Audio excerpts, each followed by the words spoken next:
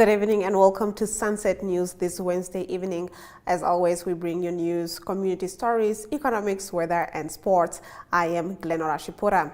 In the news tonight, Namibia Chamber of Commerce and Industry CEO Charity Muya this morning said SMEs are the biggest contributors to the country's GDP and thus need the most attention when it comes to training opportunities.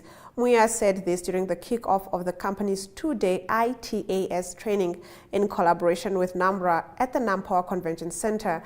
NAMRA also announced an 18-month amnesty period for SMEs that will start on the 1st of April 2023 and will end on the 31st of October 2024. This will waive the penalties and interest accumulated fully. SME owners are urged to file their tax returns on ITAS and register on the online portal during this period. Elizabeth Joseph reports.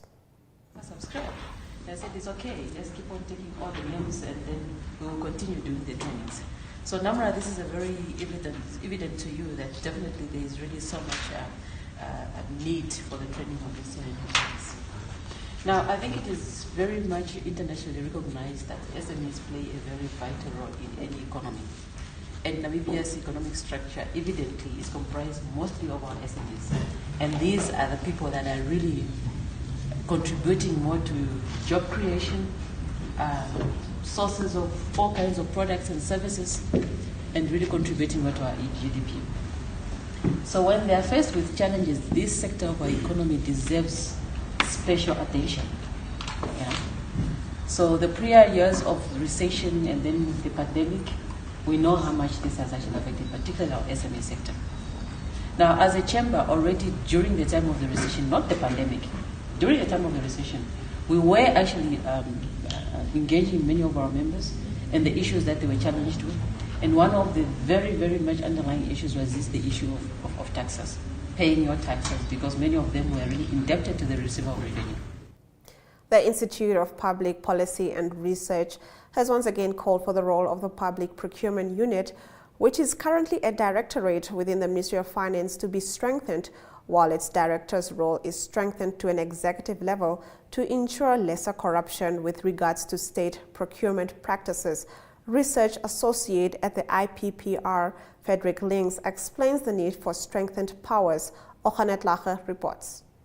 You cannot have this unit, the head of this unit, at director level, making demands for evidence to executive directors in ministries and CEOs in public entities.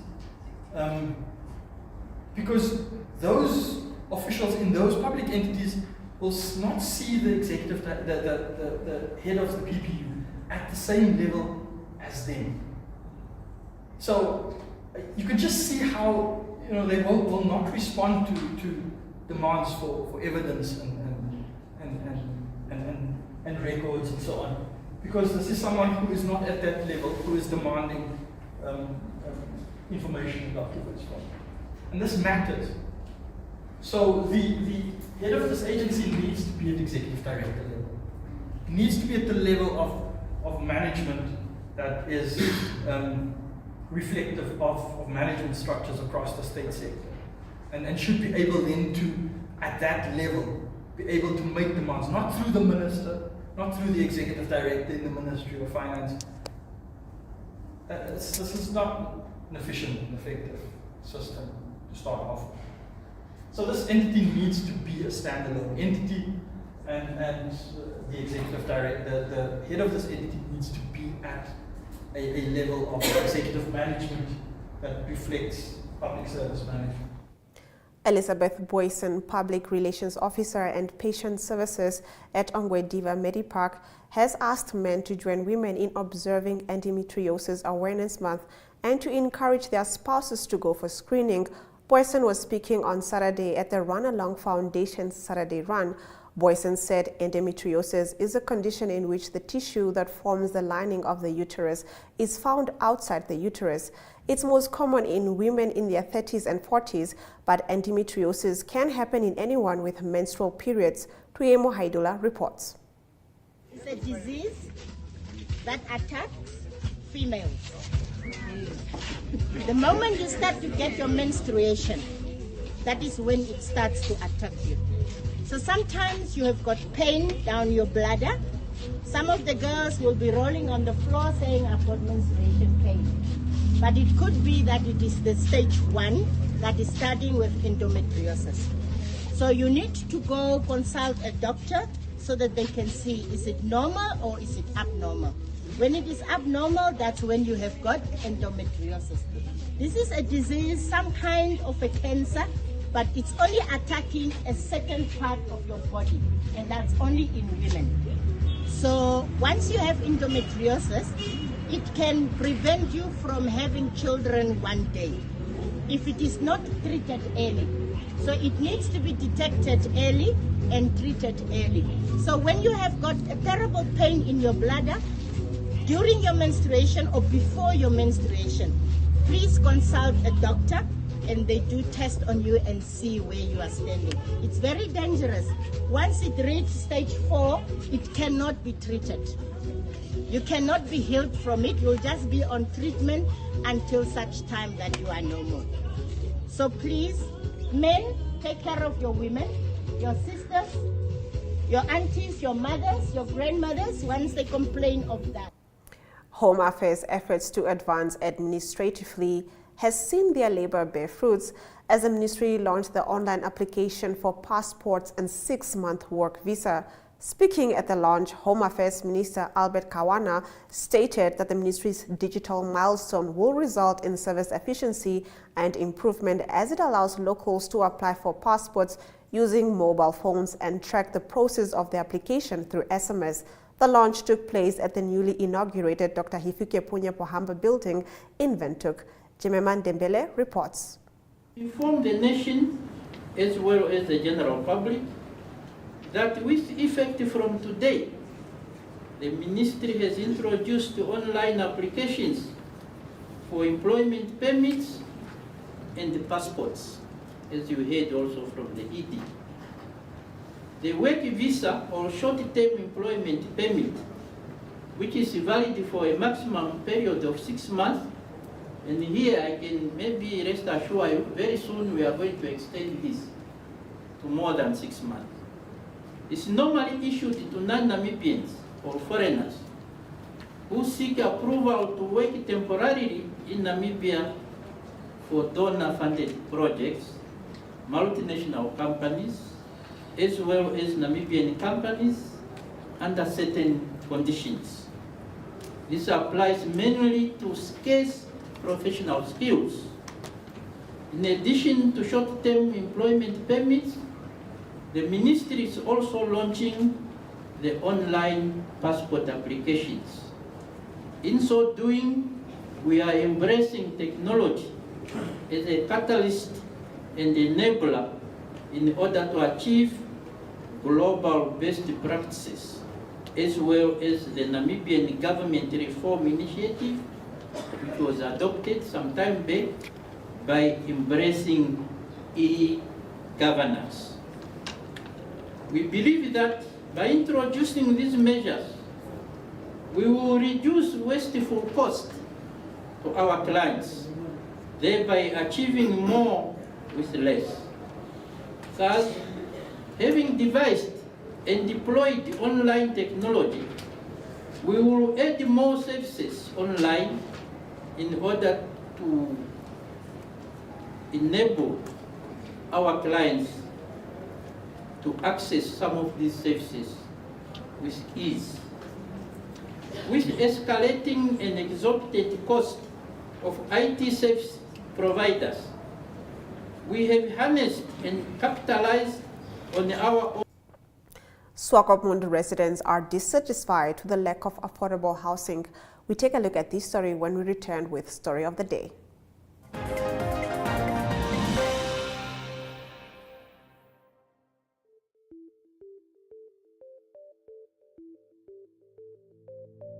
NMH at 1 brings you news from all across Namibia. If you would like to feature your brand or campaign on this platform, contact NMH1 at synergy.com.na. NMH at 1, your lunchtime news companion.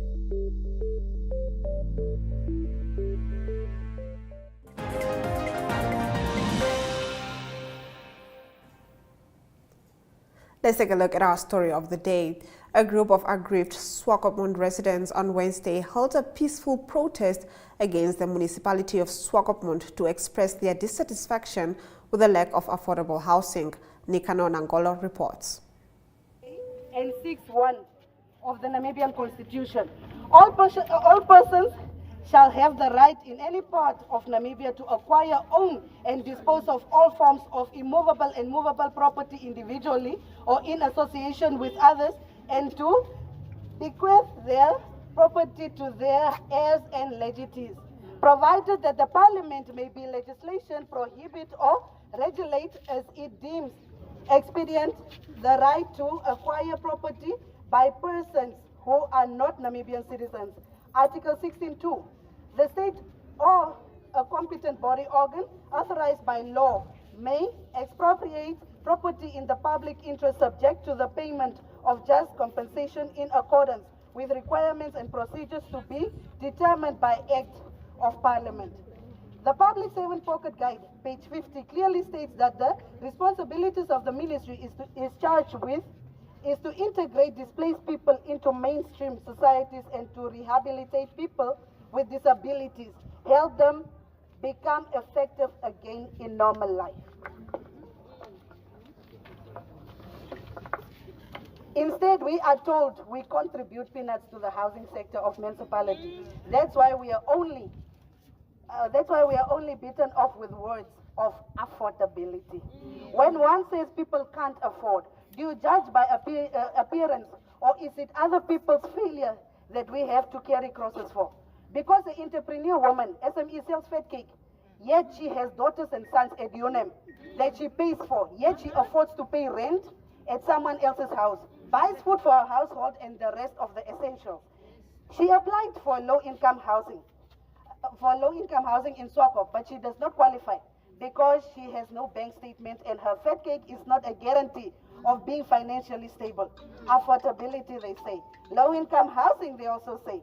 Yet we are treated like foreigners that have IDs and voters cards in our own country. The community members, we understand that you have taken the time and effort to gather and submit this petition. We appreciate your dedication to improving our community. We are equally here, and listen very carefully, we are equally here to state that most of the issues, if not all, that were raised right now are based on council decisions that has already been taken and have started being implemented already since last year. We just give us also our democratic rights that we gave you. We are looking forward, of course, the petition will be discussed at council, but we are looking forward to further engage these committee members on each of the issues that were raised as we continue to implement those developmental decisions that were taken. We will keep you informed about any informed decisions that will be taken. Roach Elohim Foundation in Swakopmund aims to minimize baby dumping. We tackle this story when we get into our community talk.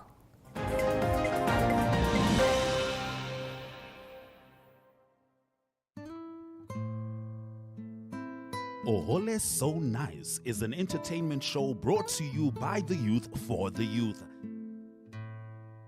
This is a dating show that allows individuals to participate and be their own true selves.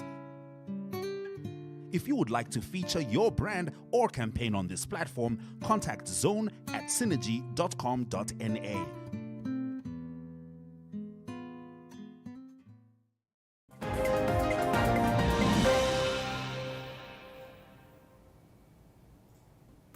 Roach Elohim Foundation in Swakopmund is a haven for unwanted babies that was established by Dick and Ronald Peters and aims to minimize baby dumping. Since its establishment in April 2019, the foundation has received 36 babies in need of shelter, while waiting to be adopted or reunited with their parents through the Ministry of Gender Equality, Poverty Eradication and Social Welfare.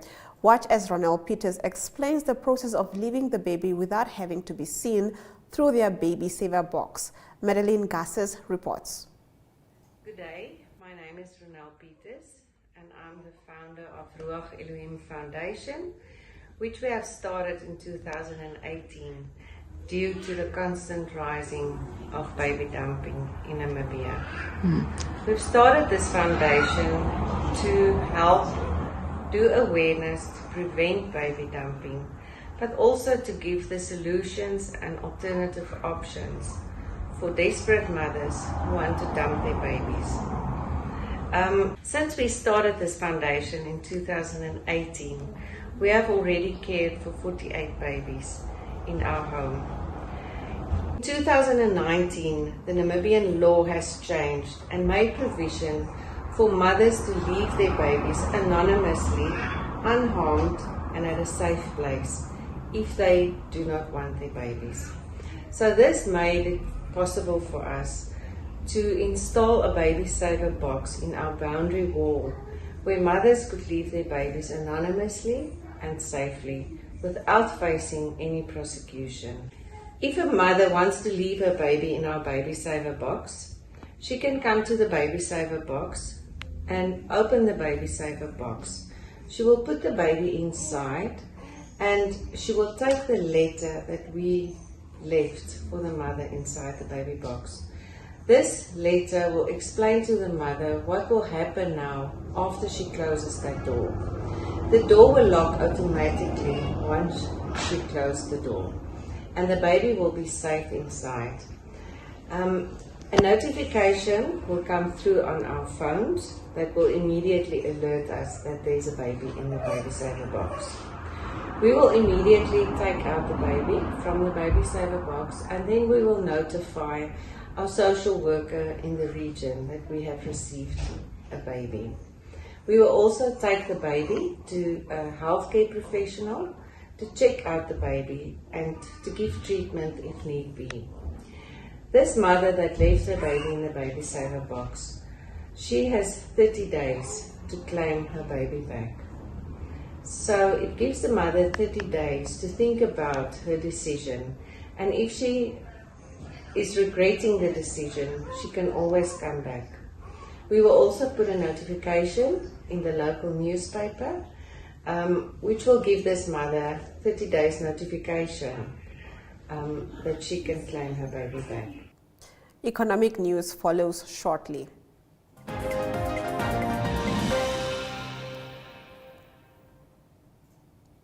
Getting into our economic news, Namibia recorded an annual inflation rate of 7.2% in February 2023 compared to 4.5% registered in February 2022, according to the Namibia Statistics Agency. In January 2023, inflation stood at 7%. The three main contributors to the annual inflation rate for February 2023 were food and non-alcoholic beverages, transport, alcoholic beverages, and tobacco. Let's take a look at our economic indicators. The Namibian dollar trades at 18.43 to the US and 19.40 to the euro. It trades at 22.18 to the pound and 2 Namibian dollars and 67 cents buys yuan Chinese yuan. Zinc is down by 1.26% and Brent crude oil is down by 5.71%, trading at $73 and 3 cents per barrel. Cyclone Freddy ripped through southern Malawi, killing at least 190 people. We take a look at this story in the international news slot.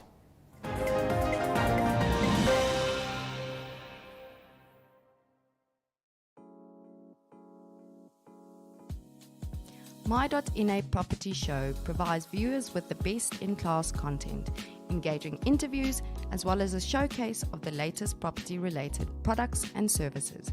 If you would like to feature your brand or your campaign on this platform, contact My.NA at synergy.com.na. My.NA Properties, more than just a roof over your head.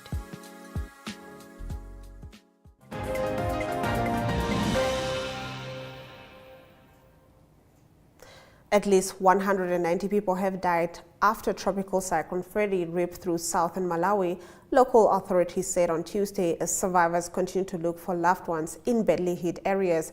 At least 584 have been injured and 37 people have been reported missing in the country. The Malawi Ministry of Natural Resources and Climate Change said on Tuesday that the cyclone was weakening but will continue to cause torrential rains associated with windy conditions in most parts of southern Malawi districts. Let's take a look at the weather forecast.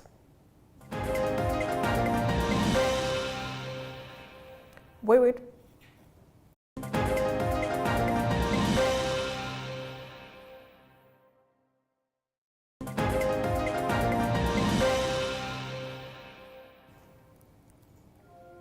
For tomorrow, sunny and hot weather is expected in the north, with Enana at 32 degrees maximum and Ruacana at 36 degrees.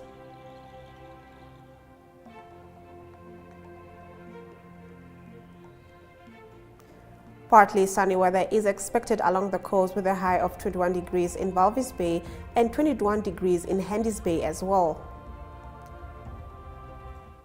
In the sports section tonight, Namibian archers return with 4 medals from the South African National Championships. We take a look at this story after the break.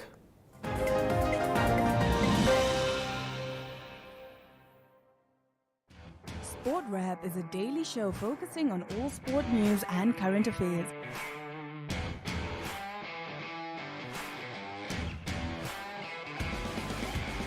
If you would like to feature your brand or campaign on this platform, contact sportwrap@synergy.com.ma.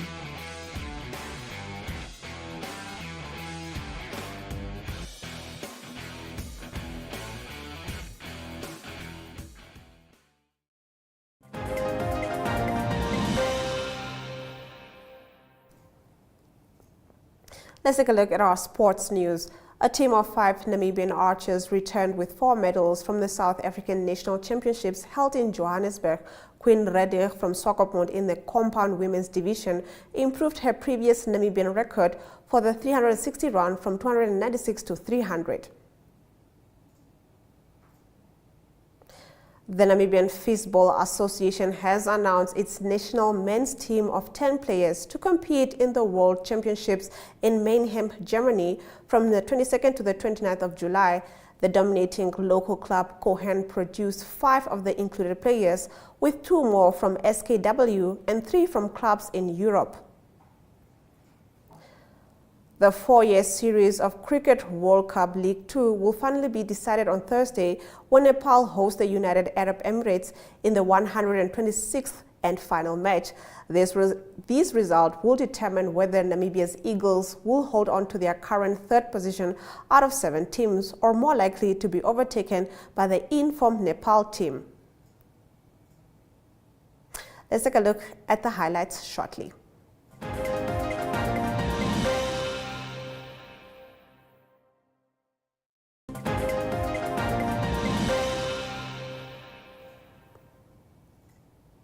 Getting into the news highlights, Namibia Chamber of Commerce and Industry CEO Charity Muya this morning said SMEs are the biggest contributors to the country's GDP and thus need the most attention when it comes to training opportunities.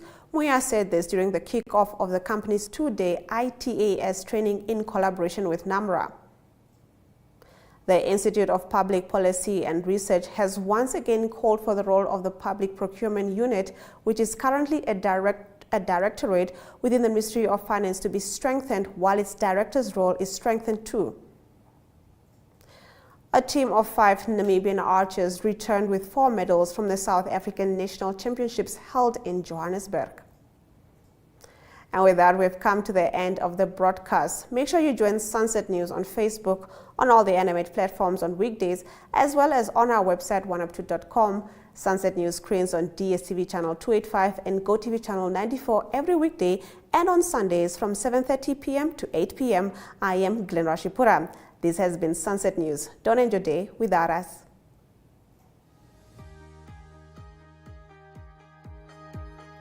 The Regional Review brings you news, views, and interviews from NMH correspondents from across the country.